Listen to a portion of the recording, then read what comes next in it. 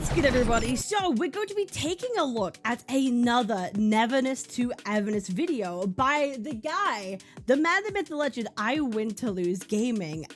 Neverness to Everness is incredible, but has a catch, a very comprehensive review. Now, we all know this is one of the next upcoming gacha games that everybody is talking about, one that I've played, one that I've experienced in the beta, and I went from being maybe a little bit of a hater to someone that actually has kind of good expectations of this game. They have managed to turn this around and become a game and gacha that a lot of people are actually interested in and curious by. So we're going to take ahead and have a look at I Win to Lose's little review and give some of our takes and maybe add on top of it too, as someone who has played some of the beta.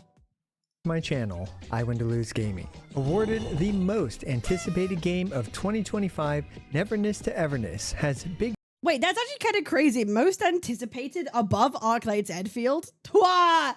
Wait, that's kind of wild. That's kind of a wild title. Shoes to fill to live up to that reward. Closed Beta 3 is currently ongoing, and I've had the privilege of playing it to provide a comprehensive review of what you can expect from Neverness to Everness. I played about 12 hours of the beta. 2 of those hours was spent stuck in prison, trying to dig my way out with a bloody spoon. Okay, so that's my experience. Man, these NPCs getting mad at you when you run them over on the sidewalk. Like, what's their problem? Ranging from unique storytelling to new character interactions to a seriously improved combat system, you can just smell the instant ramen over at Hata Studio, with the developers likely working overtime. Git commit, ask questions later, as the variety of stuff to do in Neverness to Everness. Dude, bro, none of these skins look so adorable. I love it. Dude, you guys know I miss my black beanie. I miss my black beanie. I need to get another version. I do.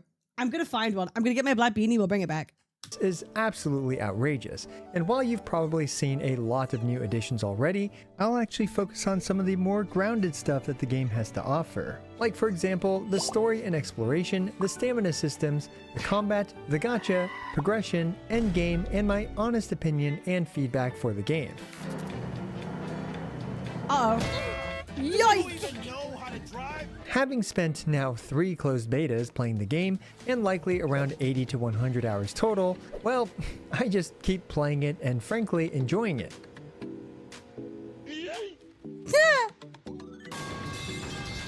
While this video is sponsored, as usual, my goal is to just present what I've experienced with closed beta 3. Everything is subject to change for when the game is actually released, which is very likely sometime this year, because you can pre-register already down in the description below. If I had to guess, the game is likely to be released in just a few Yes, I'm pretty sure it's releasing in May, isn't it?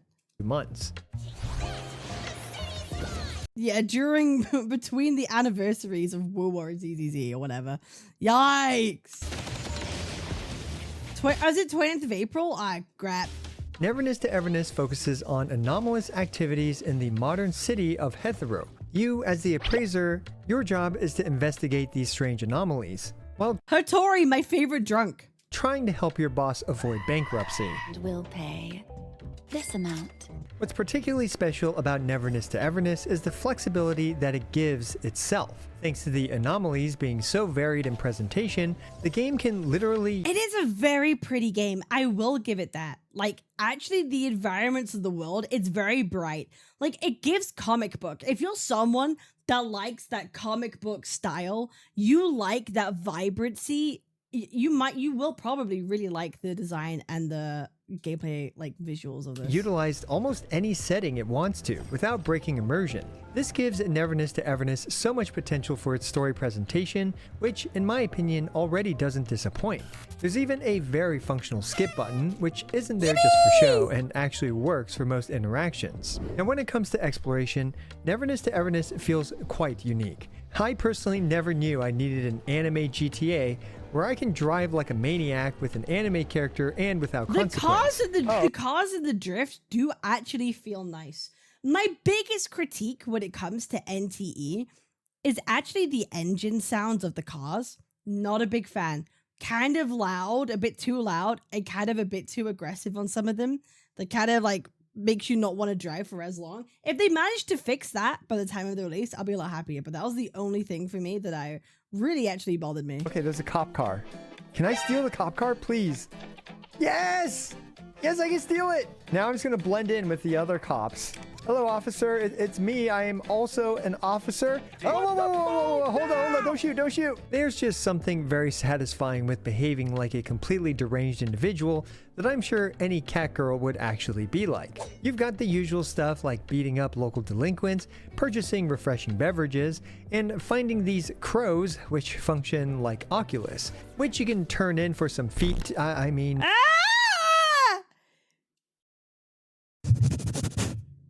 For various currencies and upgrades. How big is that hat? What? Holy goddamn, what the Upgrades to your stamina bar. Exploration has a ton of scripted events, such as by stealing cars and assaulting people, you can get thrown in prison. Stuff like this leads to multiple comical side quests and really adds to the gameplay variety. For example, in prison, I managed to escape by digging myself out with a literal spoon. It took me 2 hours, and even then, I still failed so many times and got caught that I ended up just paying to get out. Now, I haven't reached a point in exploration where I've exhausted these side quests or collectibles, so we'll see how the overworld ages past that point. But there is a ton of stuff to do, and for a free-to-play game and experience, you can judge for yourself. And most diabolically, you can even hold hands. Oh, I didn't even know that! Woowa could never. You could hold hands?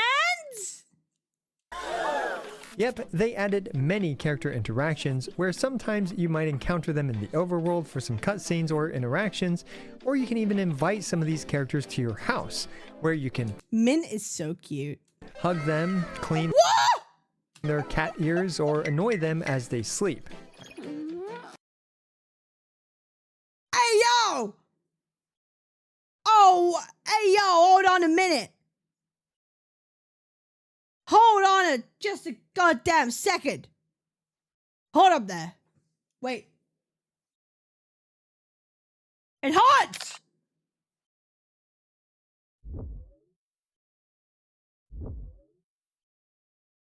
Yes, lovely. Yes, spiffing. Great. Carry on, chaps. Don't bite me. Let me sleep some more. I do find it funny that none of the male characters are invitable yet, but we'll have to see if they add them. Auto Studios. No!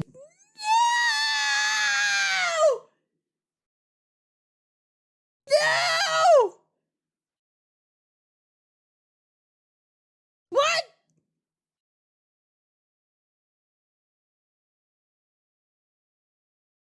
Now I'm upset! Definitely has their priorities.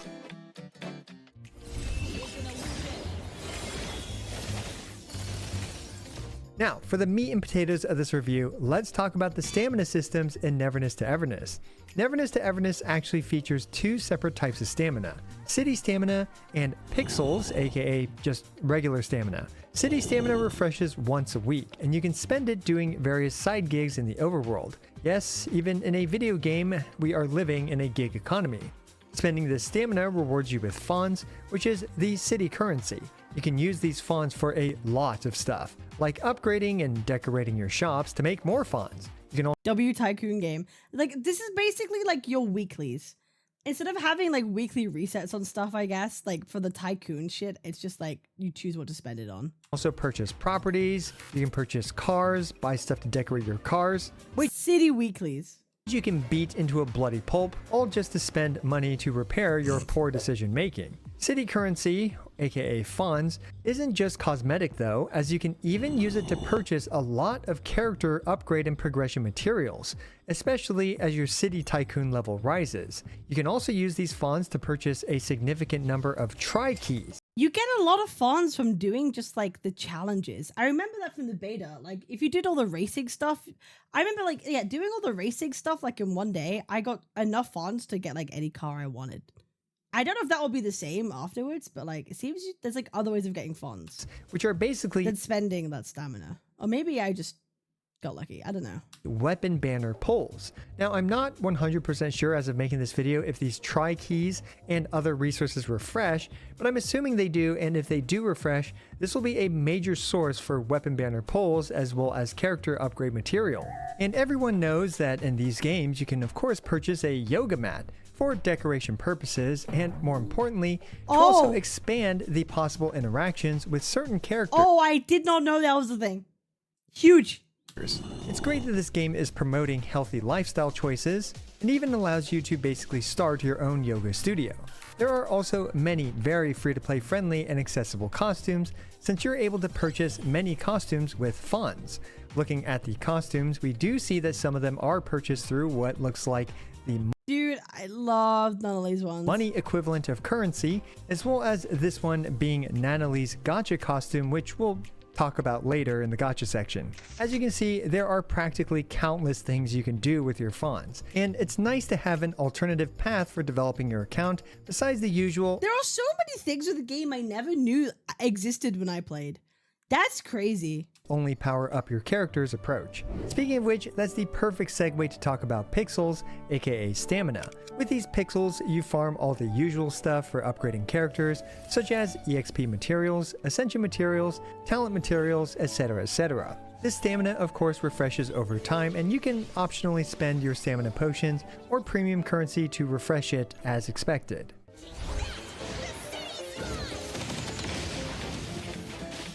Now let's talk about combat in Neverness to Everness. There's no beating around the bush here, or beating up this punching bag that you got for Nanalee. Combat has been significantly improved. Everything from the animations to the impact to how it feels. It did feel really good. Although I remember when I played, at least the team that I was, it felt very like almost intro spammy, if that's the best way to put it. Like it was very fast. I don't know if that was just how I was playing it, but it felt very fast. And again, I do like the effects. Very comic book. And the hits did feel good. I think that's quite important with these games is the actual impact in the hit feel good? And I thought it did. Oops. Has come a really long way since the first closed beta. And trust me, I remember that still. As for the actual combat mechanics, Neverness to Everness is a combination of what's both familiar and unique at the same time. You assemble a team of 4 characters, each with various roles and with various elements. Neverness to Everness has an Esper cycle system, which is kind of an elemental reaction system. Basically, if you fill up your Esper cycle bar and then intro a character onto the field who happens to be of an adjacent element, then you'll perform an Esper cycle reaction thing. There's an elemental wheel which you have to consider for team building. There are even 3 element combinations, and various character abilities are also enhanced by these Esper cycles. Overall, this system has a lot of room for both creative team building and expansion, and I personally like the freshness of the system compared to what we're like. We all know though, with gachas, there's always going to be the most optimal way to do something that ends up becoming the meta, and then anything else is kind of like redundant. That like as much as we always say that there's going to be flexible team building and options, we all know there's really going to be one main way of doing something that is the one that makes the most sense. That happens every single time, right? We remember how much fun we had when we played WoW for the first time, trying to figure out teams and whatever. Sadhwa DPS, remember? Like, it doesn't happen. Likely all used to already. As for actual combat, characters have the usual basic attacks, hold basic attacks, skill, and ultimate. They also in this game have their support skill, which is basically an intro skill. They have a dodge counter, as well as a jump attack. Neverness to Everness even allows for swap cancels now, which can add a fun layer of skill expression and combat innovation as time moves on. Overall, the combat system has been significantly improved, and I'm curious to see what they have planned for the future. It really does feel like a mix between like WoW and ZZZ with like something else thrown in there. Like it does. Next, let's talk about the gacha, and so far it's looking like one of the I like the gacha system. I don't care what anyone says. I don't know what the main opinion is. I actually might make a video just about the gacha system because I think it's actually pretty neat. I thought it was quite fair. And even though there's no 50-50, it still makes it kind of exciting to see if you'll roll on something or not. Like the mere fact they do it and present it in this way still makes, even though you know you're kind of like guaranteed, kind of fun. More generous gachas out there. Of course, this will be determined by how many pulls we ultimately end up getting, but the foundation is one of the best I've seen. Let's quickly address the elephant in the room, the visual presentation. Yes, it's a lot of fun as you basically brain rot at a casino board game to see what you get in your gacha pulls. Ultimately though, it ends up being the usual gacha system, but with a very unique skin on it. First, it costs 160 premium currency per pull. Whether it's for the standard banner, featured banner, or weapon banner, it's all 160 premium currency. Starting with the standard banner, you actually start off with a beginner's version, where the 10 pulls are discounted by 20% for 50 pulls. You also get an S. That's pretty standard with like every new gacha on standard pulls. You get discounted initially. That's pretty much on all of them. Rank selector ticket at 50 pulls. As for the actual rates and stuff, it's a 90 pull hard pity with a 70 pull soft pity. The final chance to get an S-rank character, including the pities, is 1.87%. As for the featured banner, this is where things get really interesting. The featured banner will feature a limited S-rank character, with Nanali being the one that we currently have in closed beta 3. Not only does your pull counter towards the next S-rank cross over to the next featured character banner. Huge. We love that. What is that? What is that? What pity carryover? What? Sorry, what was that? Was that pity wait, hold up. Was that pity? There is no 50-50 here. So when you get an S-rank character, like literally, who? It will always be Nanali in this case. The next part is also very interesting, as there are actually now cosmetics in this gacha, with a glider, a car skin, and also a costume for Nanali. The costume though has a very low rate of 0.68% chance to obtain. However, there is a pull counter where you can redeem these cosmetics, with the costume being at 200 pulls total. What makes the thing is, this is great, but it could end you in the position where you get the skin before the character. Like, you could get extremely lucky.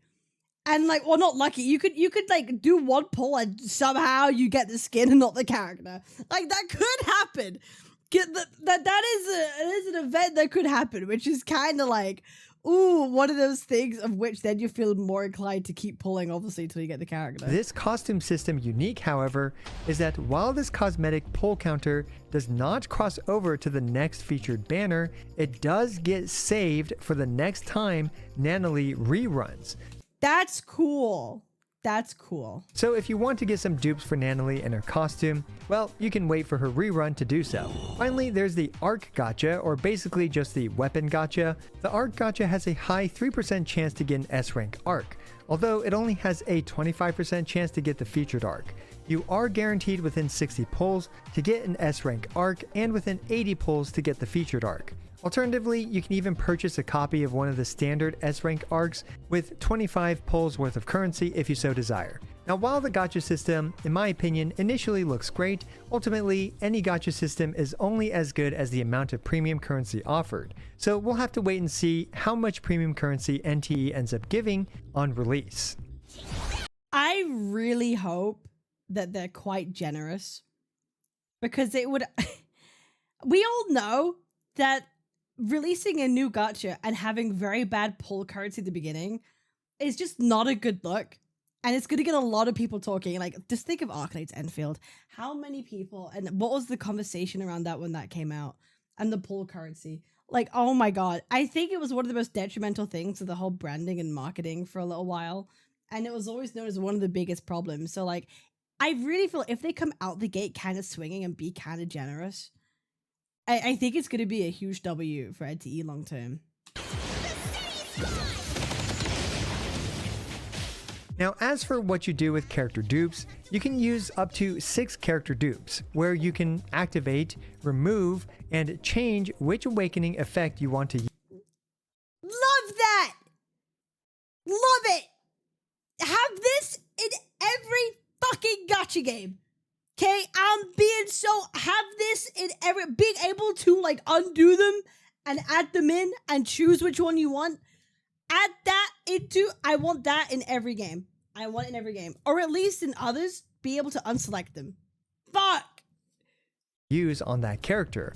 On top of that, at 3 and 6 awakenings, you'll get a bonus resonance effect, which provides some additional power. What's really cool about these awakenings is that you can basically choose whichever awakening you want at any point in time, making this another different approach than most gacha games take. In total, it'll Love it, love it, love it, love it, love it. It'll take 7 copies of a character, obviously including the 1 copy you got initially, to get them to max awakening. Arcs, on the other hand, can be upgraded to a max of 5, so you'll need 5 copies to max out your arc, aka the weapon. As for the endgame, from my initial experience with it, it appears to be very similar to Abyss, where you clear enemies within a certain time limit, and the difficulty, of course, One day we'll get gachas that have unique endgames. I don't mind like Abyss style endgames. It's just like, we just played so many of them. It's not inherently bad. We've just played a lot of them. And it's like, one day we'll have something different. You know, this is okay for now, but you know. increases. That, and there's a Tetris PvP, which might just be the true endgame. Frankly, I'm surprised that not that many people are actually talking about Neverness to Everness right now. Every time I get the privilege and opportunity to play it, I've personally really enjoyed it. And I'm also really looking forward to when the game is finally released. While the game still definitely has parts that could use improvement, such as the stuttering I encountered throughout, some graphical errors and glitches, content. I did have some, okay, I had some bugs with like the actual questing sometimes that required me to restart my game a few times, and I did get stuttering too, but hopefully they'll iron that out before release. Overload. Neverness to Everness has come a really long way compared to closed beta 1, and I anticipate Hotta Studios to continue improving the game. Frankly, I haven't even talked upon so many things that you can do, like for example, you can race, you can rob a bank, hunting for anomalies is incredibly satisfying, etc, etc. But bro, I'm gonna spend so much, bro. I just know, like, genuinely, when this comes out, I'm gonna be spending so much time in this game. I'm being kind of dead ass. I mean, I fully intend to play the fuck out of this game. Just so y'all are aware, when this comes out, I fully intend to play the fuck out of this game. yeah, the scope of this game is something else. Let me know what you think about Neverness to Everness down in the comments below, and whether or not you're looking forward to it. And I'd also really appreciate it if you use my link down below to pre-register, as that supports me and my channel. As always, I appreciate every single one of you. This is I Went to Lose, signing out. I lost! Oh my god. Bro, I'm actually excited. I went from being a skeptic to someone who really admires the fact that they're trying to do better, and they've really putting it out there and spent the time doing so. So I'm honestly excited to do it, to try it out again, and really play this game. And let me know what you think in the comments down below. I appreciate y'all. Make sure to like, comment, and subscribe. I'm live almost every single day. Twitch, Kick, wherever you like to watch streams. Here is my lovely chat. They're very, very nice. Come over, enjoy, swing on by, say hi. We're very friendly, we promise. I appreciate y'all. I'll see you guys on the next one. Peace!